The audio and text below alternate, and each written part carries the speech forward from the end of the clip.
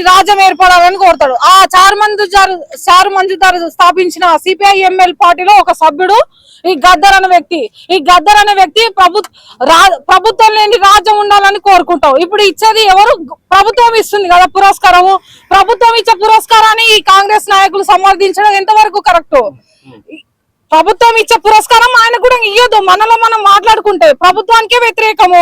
ఆ వామపక్ష నాయకులు ఎంతో మంది నాయకులను కూడా చంపారు. మా ప్రభుత్వంలో ఉన్నటువంటి నాయకులని చంపారు. ఆ వామపక్ష పార్టీకి చెందినటువంటి వ్యక్తి గద్దర్కి ఇవ్వాలని అనుకోవట్లేదు మా ప్రభుత్వం. మేము దీన్ని 100% సమర్థిస్తున్నాం. అవును, వచ్చిందండి. గద్దరు బతుకున్న చచ్చిపోయే చివరి క్షణం వరకు కూడా ఓటు వేయలేదండి. గవర్నమెంట్ కు వ్యతిరేకంగా ఉన్నాడండి. ఈటల రాజేందర్ గారు ప్రజా పదవులలో ఉన్నాడు. ప్రజా పదవులలో పోటీ చేసిండు. గద్దర్ ఏడికెళ్ళి పోటీ చేసిండండి. అన్న ప్రజా పదవులలో ఉన్నాడండి.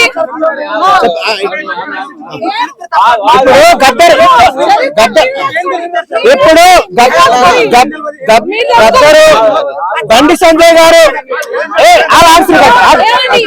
ఇప్పుడు ఇచ్చే నంది పేరు పెట్టడం కూడా తప్పండి. ఇప్పుడు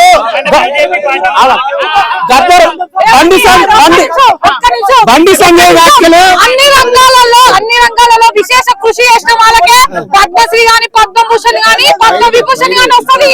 కానీ ఎవరికి ఇస్తున్నాండి? మా బీజేపీ గవర్నమెంట్ మన కుటుంబ సభ్యులను పిలిచి పురస్కారాలు పంచి పెడుతుందండి. ఏం మాట్లాడుతున్నాండి కాంగ్రెస్ నాయకులు, సబ్జెక్ట్ లైన్ నాయకులు? మందకృష్ణ మాదిగ గారు ఎప్పటి నుండి ఎస్సీ వర్గీకరణ కోసం పోరాడుతున్నారండి.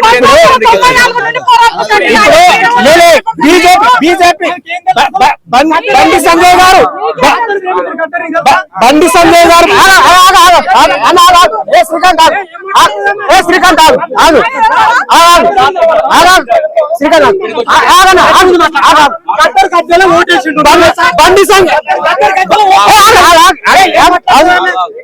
సంజయ్ గారు మాట్లాడిన మాటలు 100% తప్పు. బండి సంజయ్ నువ్వు ఒక ప్రజాప్రతినిధి అయి ఉండి రాజ్యాంగం మీద ప్రమాణం చేసిన వ్యక్తివి. ఎవరికి ఇస్తావు? ప్రజల కోసం పనిచేసేటువంటి క్రమంలో పద్మశ్రీ ఎవరికి ఇస్తారండి? దానికి ఒక సెలక్షన్ కమిటీ ఉంటది. మేధావులుగా ప్రజా వ్యవహారంలో సాహిత్య రంగంలో గుర్తించిన వాళ్ళని ఆ కమిటీ ఉంటది. ఈయనట్లే బండి సంజయ్ అనబడే వ్యక్తి ఒక రాజకీయ దురుద్దేశంతో, ఒక ఆధిపత్య భావజాలంతో ఆయన రాజకీయ అస్తిత్వాన్ని నిలబెట్టుకోవడం కోసం మాత్రమే గద్దర్ అంటే ఎవరు?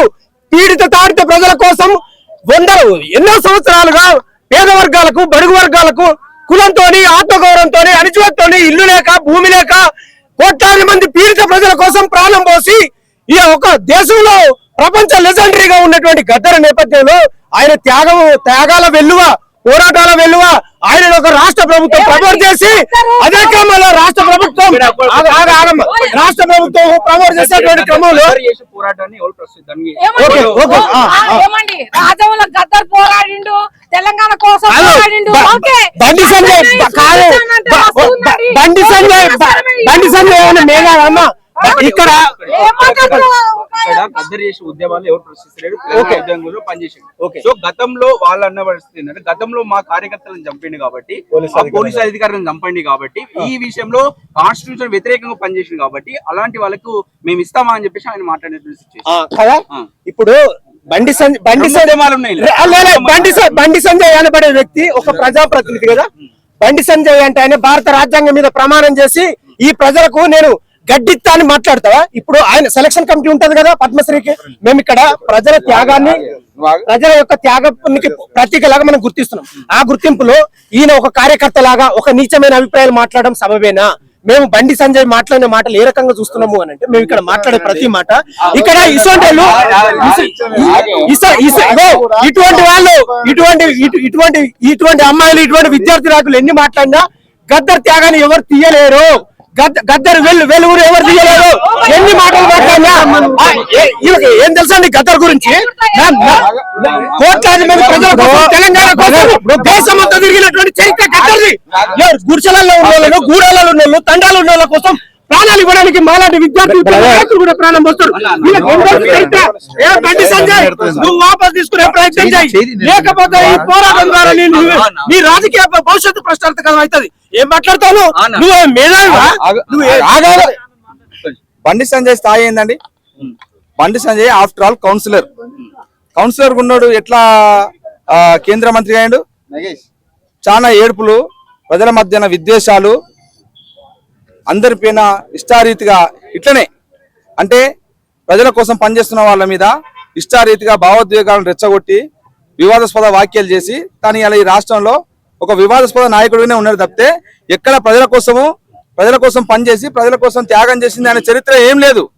కాబట్టి ఇవాళ ఈ తెలంగాణ సమాజం కోసం పనిచేసినటువంటి ఓ చుక్కా రామాయి లాంటి వాళ్ళని, ఓ అందశ్రీ లాంటి వాళ్ళని, రాష్ట్ర గీతాన్ని అందించినటువంటి ఒక అందశ్రీ లాంటి వాళ్ళ దళితుడు, ఇవాళ ఓ గోరెటి ఎంకన్న దళితుడు, వాగ్గేయకారుడు, ఓ గద్దర్ ఈ తెలంగాణ సమాజం ఈ తెలుగు నేల పైన పీడిత ప్రజల కోసం తన జీవితాన్ని త్యాగం చేసినటువంటి గద్దర్ అనేక పోరాటాలు, దళిత వామపక్ష సామాజిక ఉద్యమాలన్నిటికీ ఇలా దిక్సూచిగా నిలిచినటువంటి గద్దర్ పైన ఇలా వీళ్ళందరికీ అర్హత లేదని మాట్లాడతాడు. బండి సంజయ్ ఏం అర్హత ఉంది? కాబట్టి ఇలా బండి సంజయ్కే ఈ తెలంగాణలో అర్హత లేదు. ఆయన ఉనికి కోల్పోయినప్పుడల్లా ఇట్లాంటి మాటలు మాట్లాడి అవాకులు చెవాకులు పేల్చి ఒక గద్దర్ లాంటి లెజెండరీ ఇలా ఈ భారత విప్లవ సంస్కృతి సేనాని అతని మీద మాట్లాడితే నాకు హైపస్ అనుకొని మాట్లాడుతా ఉన్నాడు. ఇలా బండి సంజయ్ నేను సూటిగా ప్రశ్నిస్తా ఉన్నాను. బండి సంజయ్ మరి గద్దర్ చనిపోయినప్పుడు గద్దర్కు సంతాపాన్ని తెలుపుతూ మీ ప్రధాని నరేంద్ర మోడీ గారు గద్దర్ ఈ కవి, ఒక గాయకుడు, గొప్ప వాగ్గేయకారుడు, సాహిత్యవేత్త, అతని మాటలు ఈ అట్టడుగు పేద ప్రజల సమస్యల్ని ప్రతిబింబించే విధంగా ఉంటుందని ఇలా మోడీ గారు రాయడం జరిగింది. మరి గద్దరు మోడీ గారు ఏంటిదన్నట్టుగా మరి బండి సంజయ్ చెప్పాలి. మరి భారతీయ జనతా పార్టీలో ఉన్నాయని మాట్లాడుతున్నాడు కదా, మా కార్యకర్తలు చంపినని మాట్లాడుతున్నాడు కదా, ఆ కార్యకర్తలను చంపినట్టయితే గద్దర్ పైన ఎక్కడ హత్యా నేరాలు మోపడినాయో ఆయన కేంద్ర హోంశాఖ సహాయ మంత్రిగా ఉన్నాడు కదా, చెప్పాలి. మరి బండి సంజయ్ మీ దగ్గరనే చిట్టా ఉంటది, మరి ఎక్కడ కేసులు నమోదైనాయో ఈ దేశంలో నువ్వే తీసి చెప్పాలి. మరి కేసులే లేనప్పుడు హత్య చేసిండు, కాల్ చంపిండని ఎట్లా ఆరోపణ చేస్తారు? కాబట్టి ఇట్లా అనాలోచితమైనటువంటి మాటలు, అవాకులు చెవాకులు పేల్చి ఈ సమాజంలో విద్వేషాలను సృష్టించడానికి కోసం ఇవాళ అట్టడుగు దళితులందరినీ అగౌరవపరిచే విధంగా, తెలంగాణ సమాజాన్ని అగౌరవపరిచే విధంగా ఈ రాష్ట్ర ప్రభుత్వం పంపించినటువంటి ఒక గొప్ప ప్రజా ఉద్యమకారుల్ని, అదే విధంగా సామాజికవేత్తల్ని, ఇలా ప్రజల కోసం పనిచేసినటువంటి చుక్కరామాయి లాంటి వాళ్ళందరినీ కూడా ఇలా అగౌరవపరిచే విధంగా బండి సంజయ్ మాట్లాడిండు. కాబట్టి బహిరంగంగా బండి సంజయ్ క్షమాపణ చెప్పాలి, ఆయన్ని కేంద్ర మంత్రివర్గం నుంచి బర్తరఫ్ చేయాలని కూడా ఈ సందర్భంగా ఉస్మానియా పరిశోధక విద్యార్థులుగా మేము డిమాండ్ చేస్తా ఉన్నాం. అదే విధంగా ఇలా గద్దర్ గారిని మరి ఆ రోజు ఢిల్లీలో 2007లో మరి తెలంగాణ రాష్ట్ర ఏర్పాటు కోసం ఢిల్లీలో జరుగుతున్నప్పుడు మరి ఎల్కే అద్వానీ గారు గద్దర్ దగ్గరకు వచ్చి గద్దర్కు బోకే ఇచ్చి ఇలా ఎల్కే అద్వానీ గారు ఆలింగనం చేసుకున్నటువంటి పరిస్థితి. మరి అట్లాంటి పరిస్థితిని మరి ఎల్కే అద్వానీ ఏమంటారు? నక్సలైట్ గా మీరు భావిస్తారా? కాబట్టి ఈ ప్రజాస్వామ్య దేశంలో భారత రాజ్యాంగానికి లోబడి పరిణామ క్రమంలో అనేక సామాజిక ఉద్యమాలని ఇలా భారత రాజ్యాంగాన్ని కాపాడుకోవాలని పదే గద్దర్ మాట్లాడిండు. కాబట్టి ఇలా భారత రాజ్యాంగానికి తూట్లు పరుస్తున్నటువంటి భారతీయ జనతా పార్టీ ఇలా భయపడతా ఉంది. ఇలా గద్దర్ రాహుల్ గాంధీ గారిని ముద్దు పెట్టుకున్నాడు కాబట్టి, ఇలా రాహుల్ గాంధీ గారిని ఆలింగనం చేసుకున్నాడు కాబట్టి, రాహుల్ గాంధీ గారితో కలిసి నడుస్తా అని చెప్పింది కాబట్టి ఈ దేశంలో దళితులకు, బీసీలకు, మైనార్టీలకు, ఆదివాసులకు భారత రాజ్యాంగం రక్షణగా ఉండాలి, ఆ భారత రాజ్యాంగాన్ని కాపాడుకోవాలని గద్దర్ మాట్లాడిండు. దాన్ని కొనసాగింపుగా రాహుల్ గాంధీ గారు భారత్ జోడో యాత్రలో రాజ్యాంగాన్ని కాపాడుకోవాలని పదే ఈ దేశ యువతరానికి పిలుపునిస్తున్నాడు. కాబట్టి ఆ భయంలోకెళ్ళి ఇలా భారత రాజ్యాంగాన్ని మార్చేసి ఇలా మనుధర్మాన్ని తీసుకొద్దాం అనుకున్నటువంటి ఇలా భారతీయ జనతా పార్టీ ప్రతినిధిగా ఇలా బండి సంజయ్ మాట్లాడినది తెలంగాణ సమాజం అంతా గ్రహించాలి. ఇలా తెలంగాణ భారతీయ జనతా పార్టీలో ఉన్నటువంటి గద్దర్ అభిమానులందరూ కూడా బండి సంజయ్ మీద ఉమ్మేస్తున్నారు. ఎందుకంటే అతని పాటకు ఇలా భారతీయ జనతా పార్టీలో కూడా లక్షలాది మంది అభిమానులు ఉన్నారు.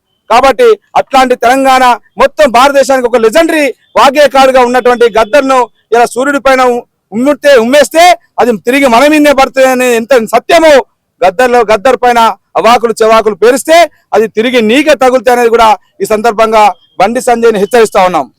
ఇప్పుడు